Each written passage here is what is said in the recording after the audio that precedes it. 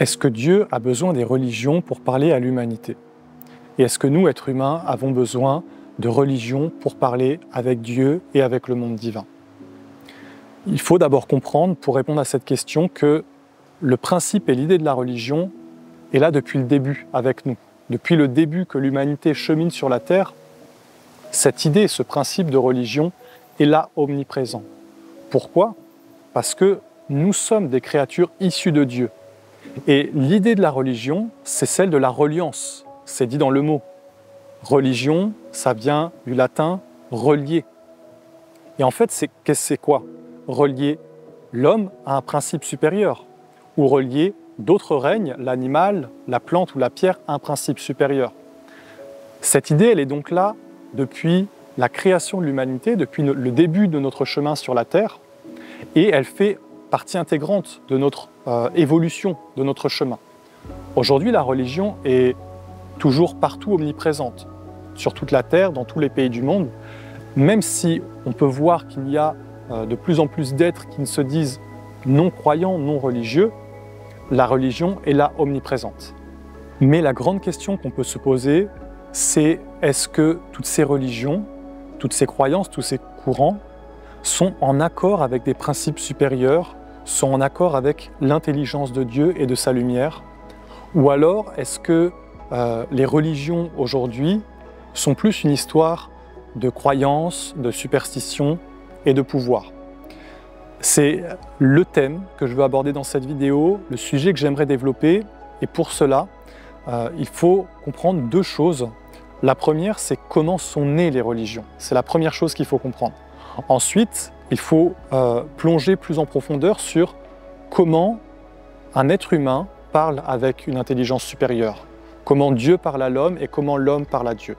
Donc, à travers ces deux aspects, on peut comprendre le but des religions et si on a besoin d'une religion pour parler à une intelligence supérieure ou si l'homme en tant que tel, un homme ou une femme, un être humain, peut, par son individualité libre, être en reliance avec une intelligence supérieure. À l'origine de n'importe quelle religion ou de n'importe quel culte, il y a toujours un homme, une femme, ou alors un groupe d'hommes et de femmes initiés qui ont su tisser un lien avec des mondes de plus en plus subtils jusqu'à atteindre des mondes d'éternité, des intelligences supérieures qui ne sont pas de la Terre.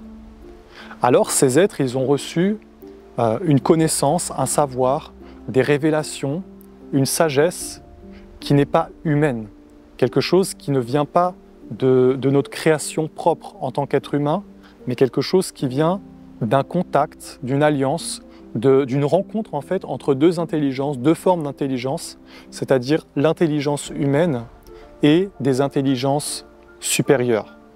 Toutes les religions sont nées de ce contact et bien souvent de l'alliance avec un monde supérieur.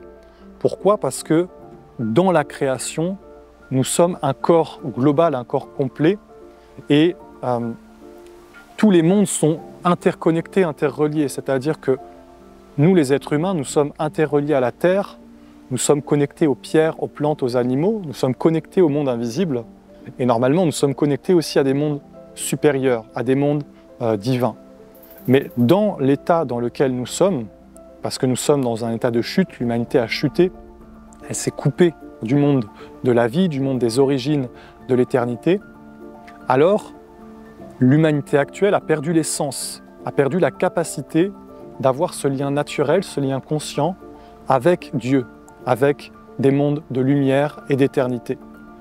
Alors c'est pour ça qu'il y a toujours quelques êtres qu'on peut appeler des missionnés, des êtres qui ont quelque chose à réaliser, en fait, qui viennent pour réveiller ce lien pour la totalité. Donc la particularité de ces êtres, c'est qu'ils reçoivent un savoir, vraiment une connaissance qui n'est pas humaine, qui vient sous forme d'une connaissance intérieure, de révélation, d'un savoir vécu, de quelque chose qui est une évidence et qui s'applique à tous les domaines de la vie. Alors, lorsque ces êtres reçoivent le savoir, généralement, ils commencent à le partager. Ils commencent à partager ce savoir et cette connaissance pour que pour ouvrir le chemin pour d'autres âmes et pour d'autres êtres. Parce que lorsqu'il y a une rencontre entre une intelligence supérieure et un être humain, et que le lien se fait, alors cette intelligence veut toujours que ce soit un partage. Pourquoi? Parce que si un être reçoit le savoir, si un humain, un homme ou une femme, reçoit le savoir de se relier à Dieu, de retrouver la connaissance, de retrouver la sagesse, de vivre avec des mondes d'éternité à l'intérieur de soi, alors c'est pour le partager en fait aux autres. Pourquoi? Parce que nous sommes un corps collectif, l'humanité est un seul corps. Donc s'il y en a un qui a accès à une connaissance, cette connaissance doit être partagée. Donc ces hommes, ces femmes que l'on peut appeler des maîtres, des initiés, des prophètes, qu'ils aient été seuls ou qu'ils étaient en groupe, ils ont toujours formé, on va dire, ce qu'on peut appeler des écoles initiatiques, et ils ont toujours organisé leur vie pour pouvoir partager le savoir qu'ils ont reçu et commencer à éduquer d'autres êtres dans les connaissances qu'ils ont reçues, dans ce qu'il leur est demandé de transmettre. Ce savoir, il a toujours pour but de libérer les êtres, de leur apporter le chemin de l'âme, le chemin de l'esprit, de la vie supérieure, et quelque part de se libérer de la souffrance, de se libérer de la condition de l'être humain, de se libérer du monde de l'incarnation, en fait de retrouver notre vraie patrie, c'est-à-dire l'éternité. Toutes les religions ont amené cette idée, en tout cas les vraies religions ont amené cette idée que nous ne sommes pas de la terre et que nous devons retrouver notre patrie éternelle et immortelle. Mais alors, vous voyez, les religions en tant que telles, elles ne se sont pas créées à ce moment-là. Elles n'ont pas été créées au moment où un homme ou une femme éveillé a commencé à partager un savoir et une connaissance divine. Généralement, elles se sont créées après la mort des maîtres ou des prophètes qui ont été à l'impulsion de cela. C'est généralement après la mort, des fois même plusieurs siècles après, que ces religions-là se sont vraiment créées et vraiment structurées. La majeure partie du temps, ce sont les disciples en fait, qui, donc après la mort de leur maître, après la mort de celui qui a été l'initiateur, ils vont commencer à partager et à répandre cet enseignement. Et des fois, ça arrivait dans le passé jusqu'à des êtres de pouvoir qui étaient des rois, des êtres qui avaient du pouvoir, de l'influence. Et donc, ces religions prenaient une dimension un peu politique dans le sens que elles se sont intégrées à la vie de certains pays et ont acquis une puissance qu'elles n'avaient pas, qui ont fait qu'elles ont commencé à être dans une expansion extérieure en tout cas. Malheureusement dans tout ça, ce qu'il faut comprendre, c'est que les disciples qui, bien souvent, qui ont reçu ce savoir, n'étaient pas suffisamment formés et éduqués, n'avaient pas suffisamment reconstruit en eux le lien intérieur avec leur âme et avec la lumière pour pouvoir partager et pour pouvoir éduquer d'autres êtres d'une façon pure et vivante, c'est-à-dire d'une façon où le message originel allait pouvoir se transmettre d'une façon pure, d'une façon vraie. Alors c'est comme ça que des religions sont nées et elles se sont transmises d'une façon plus ou moins extérieure, avec des rites qui ont été créés, avec toute une culture autour de ces religions, mais on ne peut pas vraiment dire qu'il y avait l'âme à l'intérieur de ça. Et bien souvent, ces religions, elles ont été prises par des gouvernements, par des êtres puissants, par des empereurs par exemple, ou par des califes. Et en fait, ça a été la puissance politique qui a été mise à l'intérieur de ces religions. Cela a été majoritairement le cas des religions les plus récentes, qui sont les plus établies aujourd'hui, comme le bouddhisme, le christianisme, le judaïsme, l'islam.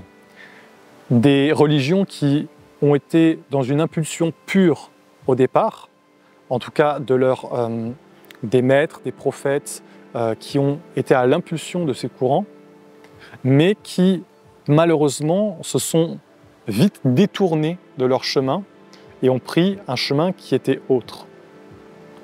Mais ça n'a pas toujours été le cas et j'aimerais vous montrer un exemple d'une religion qui a su conduire le message dont elle était la porteuse à un aspect beaucoup plus grand, et cela durant plusieurs milliers d'années.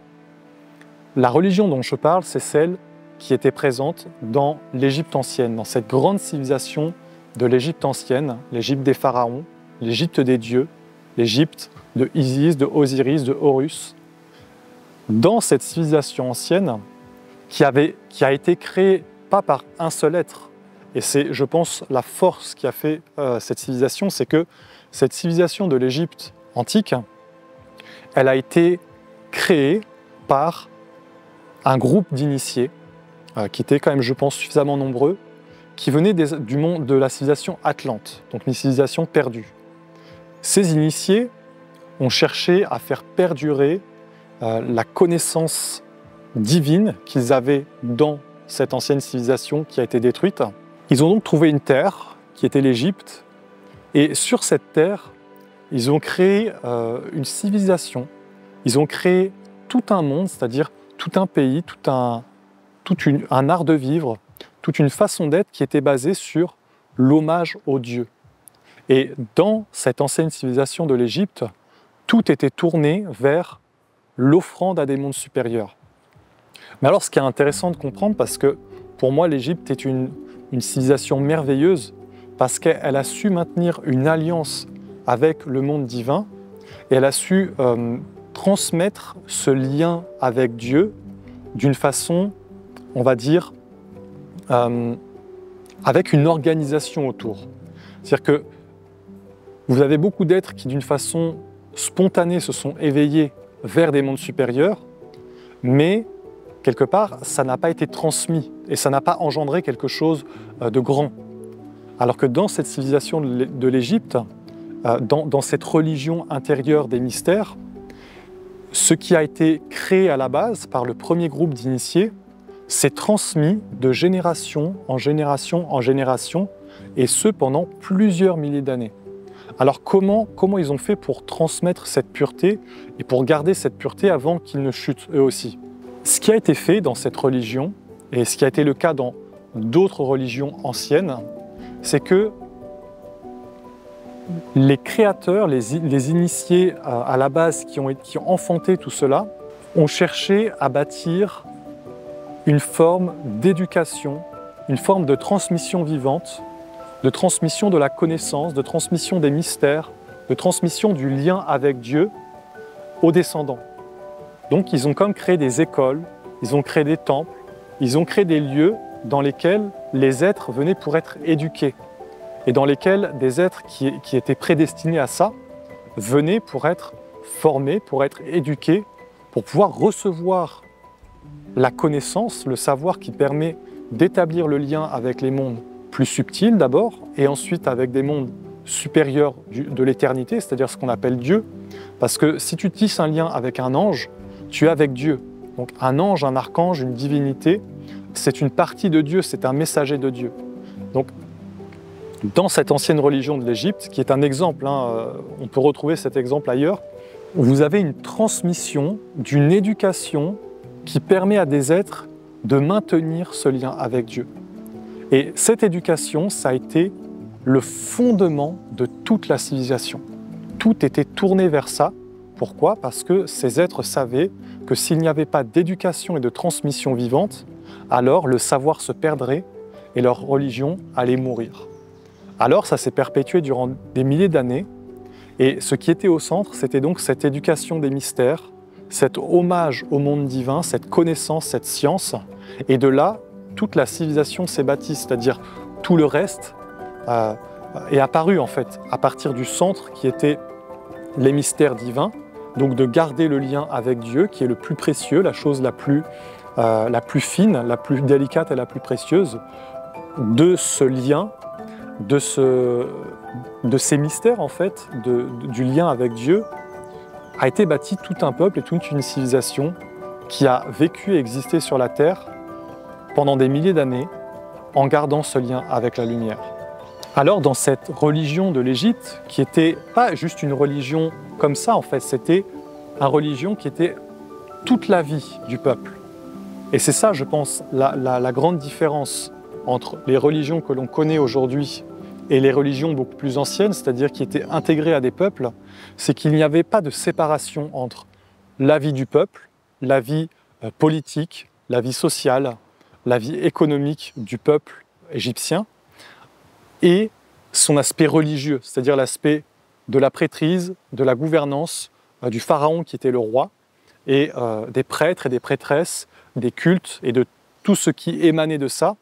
Il n'y avait donc pas de séparation entre l'aspect humain et l'aspect divin, dans le sens que la vie humaine était divinisée et le peuple recevait quelque part le rayonnement de paix, le rayonnement d'amour, d'harmonie, de lumière, ce qui fait que ce peuple vivait dans un état de paix, d'harmonie qui était extraordinaire, quelque chose de grandiose, quelque chose qu'on ne connaît plus aujourd'hui. Cela vient de cette union de toute la vie vers l'aspect de Dieu, mais dans une réalité, pas dans quelque chose qui est juste une croyance et une superstition. Dans les religions qui ont suivi, on va dire, qui étaient, on va dire, beaucoup plus récentes, il n'y a pas eu cet aspect-là. Cet aspect-là a été perdu. Et donc, la transmission, quand elle se faisait de manière, on va dire, d'un être à un être pour perdurer. C'est-à-dire qu'un maître transmettait à un disciple, mais l'aspect religieux n'englobait pas toute la vie de la société. On peut prendre l'exemple, par exemple, de l'époque de Jésus. Vous avez des communautés, par exemple, esséniennes, dans lesquelles a grandi Jésus. Elles étaient des petites communautés, des petits villages. Vous allez après dans les alentours, où en fin de compte c'était la Palestine et c'était la religion juive. Cette religion n'était plus du tout, on va dire, une religion dans le lien avec l'intelligence de la lumière, une religion dans la pureté. C'était un sectarisme, un fanatisme, c'était plus dans la pureté originelle de ce que doit être une religion. Donc le lien était perdu. Et même si la religion, elle existe encore d'une façon extérieure, d'une façon intérieure, elle meurt à petit feu. En fait, dès qu'il n'y a plus d'êtres, et notamment de collèges, de prêtres, de prêtresses et de maîtres initiés pour maintenir le lien pur avec Dieu, une religion, elle finit par s'éteindre, par mourir. Tout ça, ça m'amène à la question de comment Dieu parle à l'homme, comment on développe un contact avec Dieu, comment un être humain parle avec Dieu et comment Dieu parle à l'homme, parce que c'est le sujet principal de cette vidéo, vous voyez. Les religions, elles ont dans l'idée de réaliser cela et de le transmettre. Mais est-ce qu'elles l'ont fait vraiment? Pour les religions les plus modernes, je ne le pense pas. Je pense qu'elles ont essayé au mieux et que les êtres qui étaient dans ces religions ont essayé au mieux de transmettre cela. Mais le mieux qu'ils ont pu faire, c'est de transmettre ce qu'ils avaient reçu sans eux-mêmes le vivre. C'est-à-dire de transmettre des paroles sacrées, de transmettre des rites, de transmettre des idées, une idéologie religieuse sans eux-mêmes la vivre, sans eux-mêmes avoir le contact avec l'intelligence supérieure. Donc forcément, ça n'éveille pas Dieu dans ceux qui sont dans l'étude de cette religion. Ça ne veut pas dire qu'il n'y en a pas qui vont, en entrant dans ces religions, atteindre des compréhensions, atteindre une sagesse et même toucher des mondes supérieurs. C'est juste que ce ne sera pas naturel. Ceux qui vont le faire, c'est parce qu'ils auront été quelque part des êtres un peu extraordinaires, qu'ils auront réussi à traverser l'aspect mort pour entrer dans l'aspect vivant, pour régénérer l'aspect vivant dans une religion qui était en train de mourir. Mais la réalité, c'est que si on regarde aujourd'hui les religions, elles n'arrivent plus à transmettre le lien avec Dieu. Alors, ce lien avec Dieu, qu'est-ce qu'il est? La seule réalité, c'est que le lien réel avec Dieu, il n'est qu'intérieur. Dieu te parle à l'intérieur. Il ne te parle pas à l'extérieur. Même si tu entends une parole, si tu vois un beau paysage, si tu vois quelque chose qui t'émerveille, qui te touche, si tu entends un chant qui éveille en toi le divin, c'est pas l'extérieur qui te parle, c'est l'intérieur, c'est l'âme, c'est-à-dire c'est la vie divine qui est cachée derrière toutes les formes extérieures, qui peut éveiller la vie divine à l'intérieur. Parce qu'il y a à l'intérieur de toi la semence du divin. Tu es une divinité. Chaque être humain et même chaque créature dans la création est une divinité. Et cette semence de la divinité, elle doit s'éveiller à l'intérieur pour que le lien avec Dieu soit vécu, qu'il soit vivant.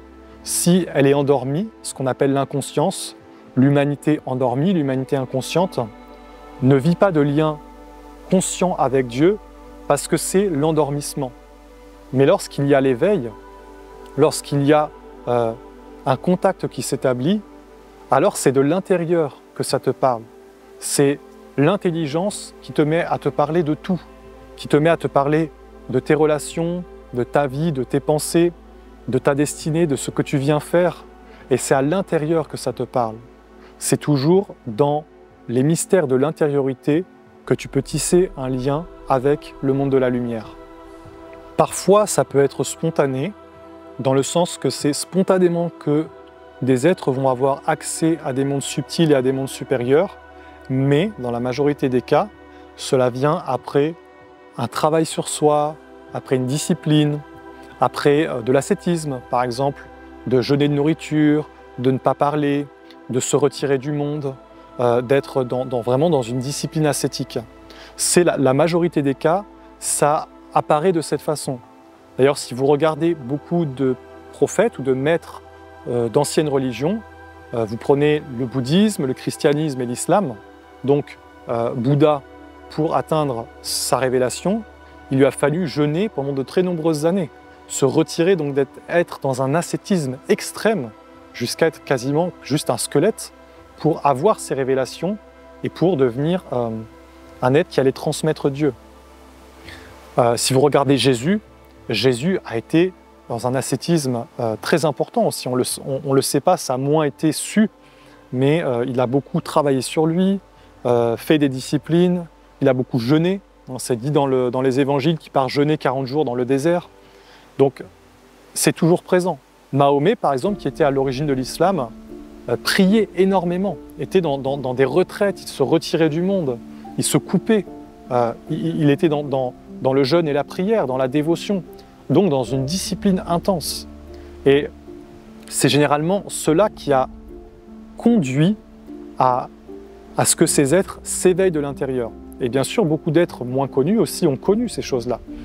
Donc voilà, ça peut se produire d'une façon spontanée, mais généralement, il y a toujours une recherche de quelque chose, une recherche du contact en fait et du lien avec l'intelligence supérieure. Mais ce qui s'éveille, c'est le lien intérieur, c'est-à-dire que c'est bien jeûner, l'ascétisme, la retraite, oui, c'est bien, mais c'est juste un moyen, c'est pas forcément le but. Et d'ailleurs, ce but pourrait être atteint d'une façon beaucoup plus simple, beaucoup moins ascétique, mais par un chemin d'éducation et de formation. C'est justement cela dont je vous parlais quand je vous parlais de l'Égypte ancienne. Ils avaient conduit cette connaissance dans un chemin initiatique, dans un chemin qui conduisait les êtres à s'éveiller de l'intérieur. On peut dire donc qu'il y a deux façons de s'éveiller en fait au divin. Déjà, le divin ne parle que par l'intérieur, que par la vie intérieure qui s'est éveillée, que par les sens et les perceptions qui se sont éveillées dans des mondes subtils, jusqu'à toucher le monde de la vie, de l'éternité, de la lumière. Mais ce processus en fait peut donc se produire soit spontanément, soit par le fait de le rechercher d'une façon instinctive, parce que quelqu'un comme Mahomet, par exemple, instinctivement, c'est son âme qui l'a poussé en fait à faire ses disciplines, à faire ses pratiques. Donc c'était plus quelque chose d'instinctif. Mais la perfection, en fait, c'est quand une religion, et même l'idéal, c'est une civilisation, parce qu'une religion, elle est représentante de la grande tradition de la lumière éternelle. Vous voyez, aujourd'hui, moi je vais vous parler de la religion essénienne, mais la religion essénienne, elle est elle est la manifestation de la grande tradition de la lumière qui est au-delà des temps, au-delà des âges, et qui a une multitude de visages, une multitude de formes, et qui parle d'une façon universelle. Donc le monde divin ne parle pas juste à travers le christianisme, à travers l'islam, ou à travers le bouddhisme, ou juste à travers les Esséniens. Il y a une multitude de visages, une multitude de formes utilisées par cette intelligence de la lumière pour parler à l'humanité. Mais est-ce que fondamentalement, Dieu a besoin des religions pour parler à l'humanité? Pour finir donc sur la première question de cette vidéo, je dirais oui et non. Dans le sens que si la religion est pure, qu'elle est en accord avec Dieu, c'est-à-dire qu'elle conduit les êtres dans un éveil intérieur et qu'elle est un chemin initiatique, quelque part, oui. En fait, Dieu a besoin de vraies religions, dans le sens que la vraie religion, c'est la transmission du lien avec Dieu de génération en génération. Voilà ce qu'est la vraie religion. La transmission du lien avec Dieu de génération en génération. Si la religion devient fausse, qu'elle ne transmet plus que des concepts, que des croyances, que des rites qui sont morts, et que les dirigeants de ces religions ne sont même plus reliés eux-mêmes à Dieu, alors c'est la mort qui est transmise. Alors, quelque part, Dieu n'a pas besoin de ces religions-là. Dieu n'a pas besoin d'une religion qui est morte. Il a besoin d'une religion qui est vivante. Mais en fait, ça amène à comprendre c'est quoi l'essence de la vraie religion, la religion unique, qui est celle de l'animisme. Pourquoi? Parce que Dieu a parlé depuis les siècles aux êtres humains par l'animisme, c'est-à-dire par l'aspect vivant. L'animisme, c'est quand les êtres sont éveillés à l'intérieur, dans leur vie intérieure, dans leur don intérieur, dans leur perception intérieure, jusqu'à en fait parler avec tout le monde, c'est-à-dire que nous soyons capables de parler avec la pierre, avec la plante, avec l'animal, avec les esprits de la nature, et avec des entités supérieures, avec des anges, avec des êtres divins, avec des sages, avec des êtres immortels qui ne sont même pas incarnés sur la terre et qui ne s'incarneront jamais. Ça s'appelle l'animisme. L'animisme, c'est cet aspect qui fait que nous sommes reliés à la vie et que nous avons un lien vivant avec plusieurs mondes. Et donc, c'est la vie. Pourquoi? Parce que ce lien vivant, il te donne le vrai savoir, la vraie connaissance. Tu rencontres un ange et l'ange te donne la vraie connaissance, le vrai savoir. Ensuite, ce savoir, tu le transmets à quelqu'un. Mais si cette personne n'éveille pas le lien avec l'ange, alors le savoir qu'elle va recevoir ne pourra être qu'une aide. Mais il ne sera jamais une finalité, il ne sera jamais quelque chose de vivant et d'acquis. Ce sera toujours quelque chose qui aura été donné de l'extérieur. Donc, la vraie religion est celle des mystères intérieurs qui ouvrent la conscience à la réalité des différents mondes qui peuplent l'univers, à la réalité des différentes sphères subtiles que même les scientifiques aujourd'hui commencent à découvrir. Pourquoi? Parce que les scientifiques modernes disent qu'il y a différents plans d'existence, qu'il y a différents univers. Oui, c'est une réalité, mais c'est une réalité encore plus réelle que ce que vous imaginez et que ce que n'importe quel instrument va être capable de percevoir. Pourquoi? Parce que l'instrument originel, c'est nous-mêmes, c'est notre corps et c'est ce qui vit à l'intérieur du corps. Parce que dans le corps, il y a la pensée, le cœur, la volonté. Il y a les 5 sens. Il y a tous les outils pour relier le monde de la matière au monde de l'esprit, pour relier le monde du Père au monde de la Mère. Et ça, c'est l'essence de la vraie religion. Unir les mondes, relier le ciel et la terre, unir le Père et la Mère, afin d'apporter le monde de l'esprit jusque sur la terre, afin d'apporter la libération des mondes, l'évolution, la bénédiction, la guérison. Et ça, c'est la vraie religion. Donc, la réponse, elle est double. Oui, Dieu a besoin en fait de ce principe de la religion. Pourquoi? Parce que ce principe de la religion, on ne peut pas l'enlever. Il fait partie des lois de la vie. On ne peut pas l'extraire. L'idée de se relier, même prend cette idée à un point plus petit, dans le couple. L'idée de se relier à un être, pour pouvoir enfanter, pour pouvoir perpétuer la vie, on ne peut pas l'enlever. Si on l'enlève, c'est la mort. Et bien, cette même idée, on ne peut pas l'enlever à des degrés plus spirituels. Si on l'enlève, c'est la mort. Donc Dieu est religion, mais sa religion, elle est universelle. Elle n'a pas de nom, dans le sens qu'elle n'appartient pas à un être, à un monde, à un groupe d'êtres. Elle n'appartiendrait pas au christianisme, au bouddhisme, au judaïsme ou même aux esséniens. La religion est universelle, c'est un principe. Et s'il y a des religions qui sont formées sur la terre dans l'accord avec Dieu, alors c'est la bénédiction pour tous.